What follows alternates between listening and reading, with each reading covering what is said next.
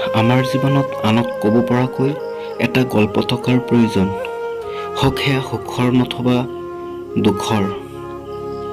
নিজস্বতা বজাই ৰখা, কাৰণ কোনেও তোমাক চৰিত্ৰ তোমাতকৈ ভালকৈ কোনেও কৰিব নোৱাৰে। বহুত বেছি টকা নিবিচাৰোঁ, বৃদ্ধকালত মা দেউতা যাতে কোনো অভাৱত সন্মুখীন নহয় তেনেকৈ তেওঁলোকক ৰাখিব বিচাৰোঁ। ভিৰৰ মাজত মই থাকিব নিবিচাৰোঁ, মোৰ বাবে যাতে ভিৰ হয় তেনেকুৱা হ'ব বিচাৰোঁ। এই পৃথিৱীত অসম্ভৱ বুলি একো নাই, আমি এই সকলো কৰিব পাৰোঁ যিবোৰ আমি ভাবিব পাৰোঁ, আৰু আমি এই সকলো ভাবিব পাৰোঁ যিবোৰ আমি আজিলৈকে ভবা নাই। আপুনি এই কামটো নিৰ্বাচন কৰক যিটো কাম কৰি আপুনি আনন্দ পায়।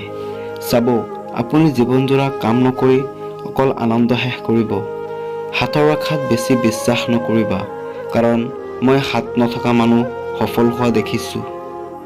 আধা বাটৰ পৰা উভতি আহিলে একো লাভ নাই, কাৰণ উভতি আহোঁতে ইমান সময় লাগিব যিমান লক্ষ্য প্ৰাপ্তি হওঁতে লাগিলেহেঁতেন। যদি গন্তব্যস্থান পোৱা নাই তেন্তে গন্তব্যস্থান সলনি নকৰিব, পথ সলনি কৰক।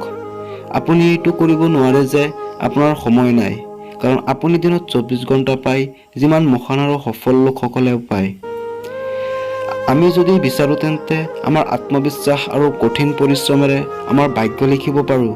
কিন্তু যদি আমাৰ ভাগ্য আমি লিখিবলৈ নিবিচাৰি হাত সাৱটি বহি থাকোঁ তেতিয়া পৰিস্থিতিয়ে আমাৰ ভাগ্য লিখি দিয়ে। ভাল কিতাপ আৰু ভাল মানুহ সহজে চিনি পোৱা টান, তেওঁলোকক পঢ়িবলগীয়া হয়। জীৱনত কঠিনতা আমাক বৰবাদ কৰিবলৈ নাহে, কঠিনতা আমাৰ ভিতৰত থকা সামৰ্থ্য আৰু শক্তিক বাহিৰলৈ আনিবৰ কাৰণেহে আহে। বিকল্প বহুত পাবা গন্তব্যস্থান হেৰুৱাবলৈ, সংকল্প এটাহে থাকে গন্তব্যস্থান পাবলৈ। মৰম এনে এক বস্তু যি আন্ধাৰ পৃথিৱীক পোহৰাই কৰি তোলে।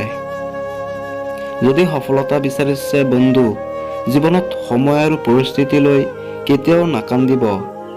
আপুনি যদি শুদ্ধ তেন্তে বাৰে বাৰে প্ৰমাণ দিয়াৰ প্ৰয়োজন নাই, লাহেকে থাকক, সময় এদিন আপোনাক প্ৰমাণ দি দিব। আপোনাৰ সপোনক সদায় জীয়াই ৰাখক, অন্যথা আপোনাৰ সপোন অগ্নিশলিতা নুমাই গ'লে আপুনি এক জীৱিত মৰাশলৈ পৰিৱৰ্তিত হ'ব। সংঘৰ্ষ মানুহক শক্তিশালী কৰে, লাগিলে তেওঁ যিমানেই দুৰ্বল নহওক কিয়। ডাঙৰ মানুহ তেওঁহে যিজনে ওচৰত বহা মানুহজনক সৰু অনুভৱ কৰিব নিদিয়ে। বিফলতাৰ প্ৰত্যাহ্বান স্বীকাৰ কৰা, যিটো অভাৱ হৈছে চোৱা আৰু পূৰণ কৰা। জীৱনত আচল সত্য, আপুনি সময়ে সময়ে সমস্যাৰ লগত সন্মুখীন হ'বই লাগিব। জীৱনত আটাইতকৈ শক্তিশালী পথ প্ৰদৰ্শন কৰা নিজৰ শক্তি। সকলোতকৈ ডাঙৰ গুৰুমন্ত্ৰ হৈছে কেতিয়াও আপুনি আপোনাৰ গোপন ৰহস্য বেলেগৰ আগত প্ৰকাশ নকৰিব, নহ'লে আপোনাক ধ্বংস কৰি দিব। ভিডিঅ'টো ভাল লাগিলে লাইক কমেণ্ট শ্বেয়াৰ কৰিব, আৰু চেনেলটোত নতুন আহিলে চেনেলটো ছাবস্ক্ৰাইব কৰি কাষত অহা বেল আইকনটো প্ৰেছ কৰিব। ধন্যবাদ। জয় অসম।